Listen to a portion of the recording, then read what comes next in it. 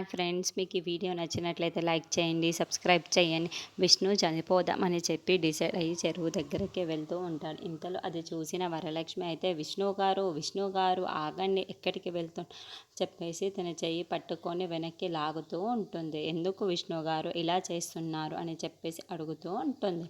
ఆ మాటలు వినగానే అక్కడున్న విష్ణు అయితే నేను చనిపోదామని డిసైడ్ అయ్యాను వరలక్ష్మి, నేను చనిపోవడం ఖాయం అని చెప్పేసి అంటూ ఉంటాడు.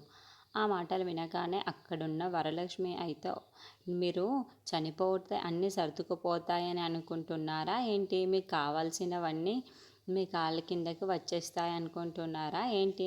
అయినా ఇలా చేయడానికి మీకు అసలు సిగ్గుగా అనిపించటం లేదా? ఎందుకు చనిపోదాం అనుకుంటున్నారు మీరు అని చెప్పేసి అంటుంది.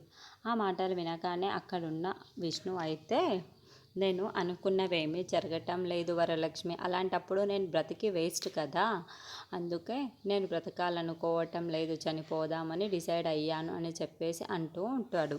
ఆ మాటలు వినగానే అక్కడున్న వరలక్ష్మి అయితే విష్ణు గారు మీరు బ్రతకాలి, మీరు బ్రతికి ఉంటే నేను చూడాలి అని చెప్పేసి అంటూ ఉంటుంది. ఆ మాటలు వినగానే అక్కడున్న విష్ణు అయితే ఎందుకు వరలక్ష్మి నేను బ్రతకాలనుకుంటున్నావు నువ్వు? నేను చనిపోతేనే కదా నీకు చాలా మంచిది అని చెప్పేసి అంటూ ఉంటాడు. ఆ మాటలు వినగానే అక్కడున్న వరలక్ష్మి అయితే ఒక్కసారిగా షాక్ అయిపోయి చాలా బాధపడుతూ ఉంటుంది.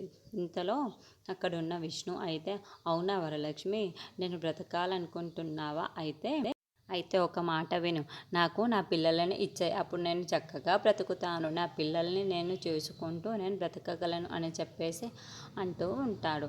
ఆ మాటలకి అక్కడున్న వరలక్ష్మి అయితే ఒక్కసారిగా షాక్ అయిపోయి విష్ణు వైపుకు చూస్తూ ఉండిపోతుంది. ఇంతలో అక్కడున్న విష్ణు అయితే అవును వరలక్ష్మి, నా పిల్లల్ని నాకు ఇచ్చేస్తావా?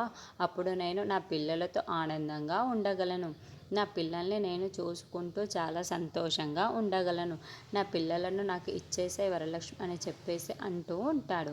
ఆ మాటలు వినగానే అక్కడున్న వరలక్ష్మి అయితే ఏం మాట్లాడాలో తెలియక అక్కడున్న విష్ణువుకు అలాగే చూస్తూ ఉండిపోతుంది.